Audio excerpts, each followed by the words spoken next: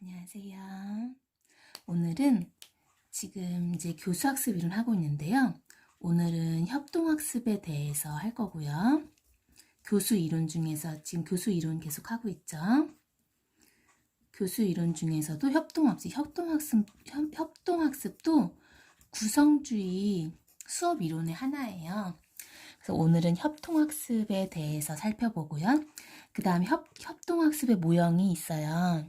그 중에서도 우리는 7가지를 살펴볼 거예요. 조금 길지만 협동학습과 협동학습의 모형이 연결되기 때문에 함께 살펴보도록 하겠습니다. 먼저 협동학습 같은 경우는 이게 논술 문제로 2014년에 이미 나왔어요. 그래도 우리는 살펴봐야겠죠. 그래서 협동학습이란 해서 한 줄 써야 되니까 그 한 줄 쓸 것을 한번 여기 써보도록 하겠습니다. 협동학습이란 학생들에게 공동 목표를 주고 같은 목표를 주고 그 목표를 달성하게 하게 하면서 학생들 간의 상호작용을 촉진하는 거죠. 그러면서 이제 학습이 일어나게 하는 건데요. 그래서 이제 학생들에게 동일한 목표를 주고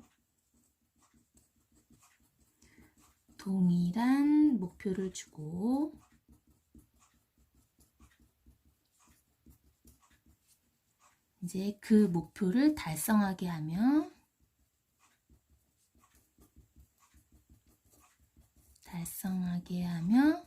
학생들 간의 상호작용을 높이는 방법이죠. 그 목표를 달성하게 하며 학생들 간의 상호작용을 높이는 방법이에요. 그래서 이 협동학습의 원리가 있어요. 원리는요, 첫 번째로는요, 집단 보상이에요. 집단 보상해주고요. 그 다음에 두 번째로는 이게 개별 책무성의 원리예요. 제가 일단은 쓰고 그 다음에 설명할게요. 그 다음에 이제 과제를 분담하죠. 각자 팀에서의 맡은 과제가 있어요. 역할들이 있고요. 그 다음에 절대 점수가 아닌 개인의 향상 점수가 팀 점수에 반영되게 해요. 그래서 절대 점수가 아니라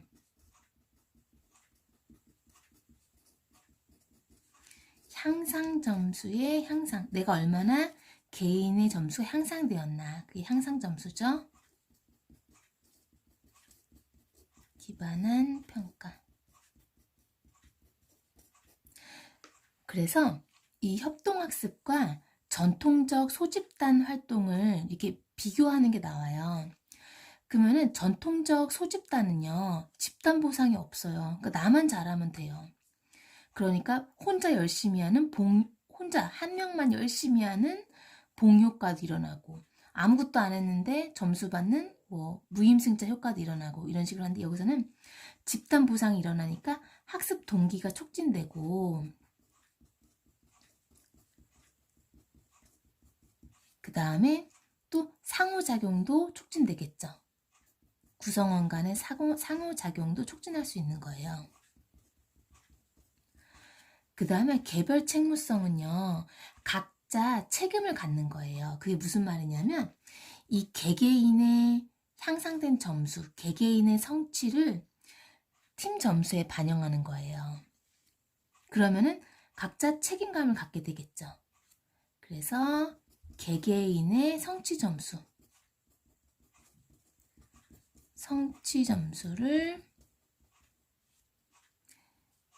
팀 점수에 반영하는 거예요. 그러니까 내가 어느 정도 각자가 성취해야 되는 점수가 있어요.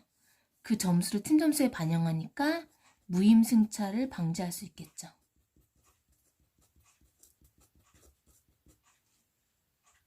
이제 과제를 서로 분담해요. 역할이 각자 이렇게 분담이 돼 있으니까 팀 내에서도 역할이 분담되니까 상호작용을 더 촉진하겠죠. 왜냐하면 내가 맞지 않은 과제에 대해서는 배워야 돼요. 다른 동료 학습자한테 배워야 돼요. 그러니까 서로 간에 상호작용을 촉진할 수 있겠죠. 그 다음에 이제 장점과 단점이 나와요. 그래서 이것은 이미 출제가 됐어요. 2014년도에요. 그래서 뭐가 나왔냐면 수업에 소극적인 학생이 있다. 그러면 협동학습을 어떤 측면에서 이 학생을 참여하게 할 것인가. 그러면은 협동학습이란 먼저 정의를 써야겠죠. 학생들에게 동일한 목표를 주고 그 목표를 달성하게 하며 학생들 간 상호작용을 높이는 방법이다. 이 소극적인 학생을 참여시키기 위해서는 개별 책무성의 원리를 적용한다. 그래서 이 성취 점수를 팀 점수에 반영해서 무임승차를 방지하도록 이 소극적인 학생을 참여시킨다. 그 다음에 두 번째는 절대 점수가 아닌 향상 점수에 기반해서 평가를 한다. 그러면 학업 성취가 낮은 학생도 이 팀에 기여할 수가 있겠죠. 이것도 아예 그냥 적을까요? 그죠? 능력이 낮은 학생도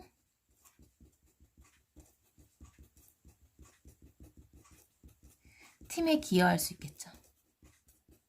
왜냐하면 얘는 내가 아무리 성적이 낮아. 그래도 좀 향상됐어. 협동활동이 향상됐어. 그럼 얘는 향상 점수에 기반해서 평가를 받으니까 팀에 기여할 수 있는 거예요. 자, 여기까지가 사실은 출제된 부분인데 그래도 알아놔야겠죠. 그 다음에 장점과 단점을 한번 살펴볼게요. 사실은 여기 다 협동학습은 장점, 단점은 간단해요. 먼저 장점부터 살펴볼게요. 먼저 장점은요. 인지적 측면에서 먼저 살펴볼게요. 인지적 측면에서 또래와의 상호작용을 통해서 얻은 지식을 잠깐만요.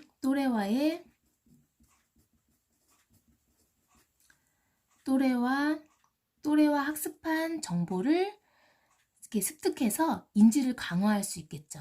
지식을 강화할 수 있겠죠. 그냥 선생님이 수동적으로 일방적으로 강의식으로 수업했다면 한 번 듣고 넘겼을 텐데 협동학습을 통해서 또래와 계속 이야기해요. 그러니까 파지가 잘 되고 기억도 오래되겠죠. 파지가 기억이거든요. 기억도 오래되겠죠. 그래서 인지가 더 강화되겠죠. 또래와 학습한 내용, 또래와 학습한 정보 내용을 수용하며 이제 인지는 강화되겠죠. 인지 강화. 그 다음에 사회적 측면. 사회적 측면에서 협동학습에 협동할 수 있는 협동 기술이 늘겠죠. 협동 기술 습득을 할 수 있겠고요. 그래서 현재 학습은 경쟁 교육이잖아요. 그래서 경쟁 교육의 단점도 보완할 거고요. 협동하니까 단점을 보완. 그 다음에 자아 개념 측면에서 살펴볼게요. 만약에 얘가 능력이 낮은 학생이에요. 그럼 혼자 공부하면 계속 실패하죠. 근데 내 능력이 낮은 학생이야. 근데 어떤 팀에 들어가서 그 팀이 성공했어. 그러면 성공 경험을 공유해요. 함께 한단 말이에요. 그러니까 얘는 긍정적인 자아 개념을 형성할 수 있겠죠. 그래서 자아 개념 측면에서 성공 경험을 공유하며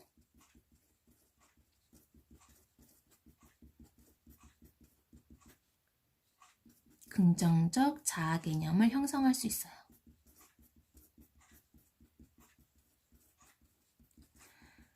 그 다음에는요. 동기 측면. 학습 동기 측면에서 어때요? 지금 막 집단 보상한단 말이에요. 야, 잘하면은 니네 최고 잘한 점수 그 집단에다가 상을 줄게 하니까 학습 동기가 올라가요. 그 다음에 개별 책무성이 있어. 내가 잘하면 내 성취 점수가 팀 점수에도 반영이 돼. 그러니까 동기가 올라가겠죠. 동기 유발하겠죠. 이게 장점이에요. 그 다음에 단점은요. 아무래도 협동학습이다 보니까 다 같이 이제 하는데 협동학습에서 잘하는 애가 있겠죠. 그러니까 이제 소수의 우수아들이 아주 잘하는 애들이 협동학습을 이렇게 주도할 수가 있어요. 소수가 학습을 주도할 수 있겠고요. 그 다음에 아무래도 능력이 낮은 애들은 협동학습 과정에서 활발히 참여하기가 아무래도 어렵겠죠. 그래서 이것도 이제 쓰도록 하겠습니다. 성취 수준이 낮은 학생. 성취 수준이 낮은 학생은 이 과정에 적극적으로 과정에 활발히 참여할 수 없겠죠. 활발하게 참여하기 힘든 그런 측면도 있을 거예요. 그다음 여기까지가 이제 협동학습의 특징에 대해서 살펴봤고요. 그 다음에는요, 우리 협동학습의 모형이 있어요. 모형을 7가지 살펴볼 거예요. 이게 모형이에요. 협동학습의 모형 7가지, 총 7가지를 살펴볼 거예요. 먼저는요, 가장 유명하다고 해야 되나? 이게 뭐냐면, 이제 이걸 먼저 쓸게요. 이거는요, 성취 과제 분담이에요. 과제 분담. 그래서 혹시 만약에 이거 까먹을 수 있으니까 그냥 약자로만 외워도 제가 볼 땐 충분히, 왜냐하면 꼭 쓰게 나오잖아요. 무슨 모형이냐. 쓰게 나오니까 굳이 뭐 성취 과제 분담 이렇게 외우지 말고 그냥 약자로만 외워도 돼요. 뭐 영어 외우면 더 좋죠. 이거 S는 스튜던트죠. 그 다음에 근데 이거 어차피 뭐 우리가 거기서 뭐 괜히 약자 썼다가 틀리면 안 되니까, 영어 괜히 썼다가 틀리면 안 되니까 약자만으로도 충분해요. 그 다음에 팀, 그 다음에 A는 achievement죠. achievement. 그 다음에 이건 division. 그래서 뭐 외울 수 있으면 외우면 좋죠. 그냥 이거 약자 그대로 해요. 그냥 내가 하고 싶으면 돼요. 그냥 이렇게 하면 돼요. 굳이 뭐 파란색으로 안 써도 되는데, 그 약자로요, 성취 과제 분담이라고 해도 되고요. 학생, 팀, 성취, 이거 디비전, 이거 과제 분담, 이거 분담이잖아요. 과제 분담. 이렇게 해도 맞아요. 성취 과제 분담이라고 해도 맞고요. 그냥 요거 학생, 팀, 성취 과제 분담이라고 해도 맞아요. 근데 제가 볼 때는 그냥 이 약자를 써라. 왜냐면 이거 나올 수 있으니까요. 이런 것들이요. 그러니까 이거는요, 능력 수준이 다른 이질적인 집단으로 얘네들이 구성이 돼요. 그래서 능력 수준이 다른, 왜냐면 뒤에는 이제 우리 팀 경쟁 학습이라 그래서 이게 이제 토너먼트식으로 하는 분담도 나오는데, 그건 이제 팀의 능력 수준이 비슷한 집단끼리 하는 거거든요. 얘네는 능력 수준이 다른 이질적인 그런 학생을 팀으로 구성해요. 능력 수준이 다른 이질적인 학생을 팀으로 구성해요. 아, 맞다. 지금 잘 보이는지 확인하면서 계속 해야 되겠네요. 잠깐 올릴게요. 올려서 계속 살펴보도록 하겠습니다. 이게 잘리면 안 되니까요. 조금만 더 올릴게요. 자, 됐죠? 계속 확인해야 되겠더라고요. 그래서 능력 수준이 다른 이질적인 학생을 팀으로 구성해요. 그 다음에 절차를 볼게요. 수업 절차는요, 먼저 수업을 안내해야 되겠죠. 이 수업은 이렇게 해서 이렇게 시작되고 이렇게 과정에서 할 거야. 수업을 먼저 안내해요. 그 다음에 이제 집단 학습을 하겠죠. 팀 학습이에요. 집단 학습. 그 다음에 이거는 퀴즈를 봐요. 형성평가죠. 그러니까 퀴즈를 보고, 근데 각자 퀴즈를 봐요. 각자 개별적으로 봐요. 그러면 이제 개별 점수가 나오겠죠. 그 다음에 여기서는요, 또 나오는 게 뭐냐면 팀별 향상 점수. 팀별 향상 점수도 이제 환산을 해요. 향상 점수를 산출해. 그럼 이제 집단 점수가 나오겠죠? 그럼 집단 점수를 게시하는 거예요. 그럼 누가 1등인지 알겠죠? 자, 여기서 보면요. 뭐 수업 안내하고 집단학습하고 그 다음 각자 퀴즈 보고 개별 점수, 팀별 향상 점수 산출하는데 여기가 이제 이 모형의 가장 큰 특징이에요. 그러니까 무슨 말이냐면요. 얘는요. 개별 보상이 있는 거예요. 개별 보상이 있고요. 그 다음에 집단 보상도 있어요.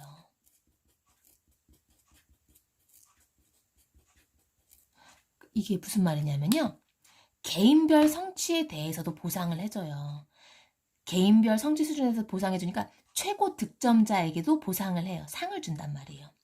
그 다음에 이제 집단 보상의 이제 특징인데, 집단 보상은요, 개인의 향상 점수를 팀 점수에 부여를 해요.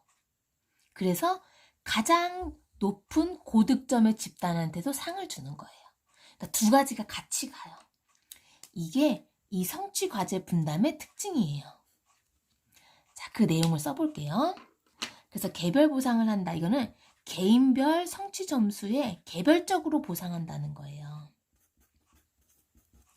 그래서 개인의 성취에 대해 개별적으로 보상해요. 그러니까 아까도 얘기했죠? 최고 득점자한테 상을 줍니다. 보상합니다. 그러니까 최고 득점자. 개별 보상해요. 그러니까 개인별로도 잘한 사람한테 보상해요. 그 다음 이제 집단 보상을 잘 보세요. 이 집단 보상은요. 이제 여러 개의 펜이 있으니까요. 여러 개를 쓰겠습니다. 집단 보상은요. 이게 뭐냐면 개인의 향상 점수예요. 개인의 향상 점수를 이게 팀 점수에 부여해요.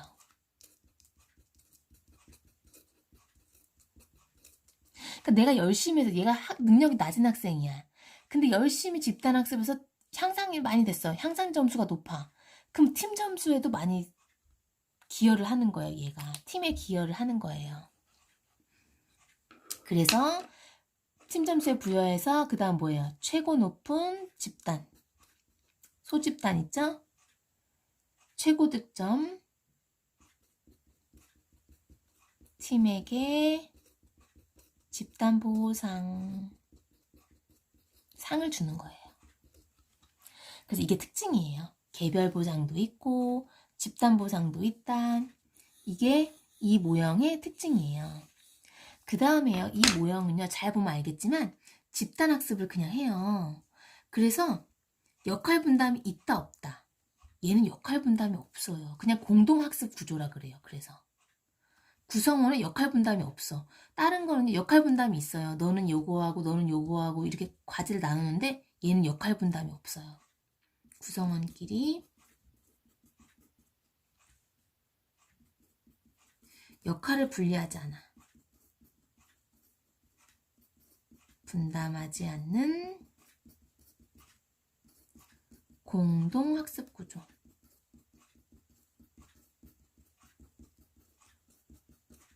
여기서 그냥 다 같이 그냥 한 목표를 향해서 그 집단끼리 역할을 분담하지 않고 같이 그냥 학습하는 거예요. 그 다음 각자 퀴즈 보고 이렇게 진행되는 거예요.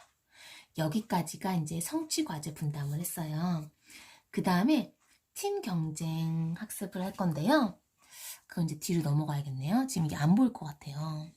그래서 뒷장으로 해서 우리 사건 바꾸도록 하겠습니다.